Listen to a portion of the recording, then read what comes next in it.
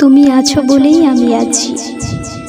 এই মিথ্যের সান্ত্বনাটা প্রতিদিন আয়নার সামনে দাঁড়িয়ে নিজেকেই দিই। কিন্তু তুমি কি সত্যিই আছো, নাকি আমার একাকিত্বের দেয়ালে শুধু তোমারই প্রতিচ্ছবি আছড়ে পড়ে? আমার প্রতিটি নিঃশ্বাসে যে নামটা মিশে আছে তা তো শুধু তোমারই, অথচ এই বিশাল দূরত্ব মাঝে মাঝে মনে হয় আমার অস্তিত্বের পুরোটাই জুড়ে আছো তুমি, অথচ হাতের নাগাল থেকে তুমি যোজন দূরে।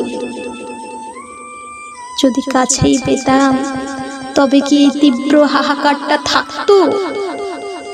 হয়তো না। এই যে তোমায় অনুভব করি অন্ধকারে একা শুয়ে থাকা নিস্তব্ধতায়, রাস্তার মোড়ে ভিড়ের মাঝে, এ তো এক অদ্ভুত বিড়ম্বনা। তোমার জন্য জমানো অভিমানগুলো প্রতিদিন জমা হয় আবার বুকের বাঁ দিকে, অথচ তোমাকে দেখার পর সব অনুতাপ ধুয়ে মুছে একাকার হয়ে যায়।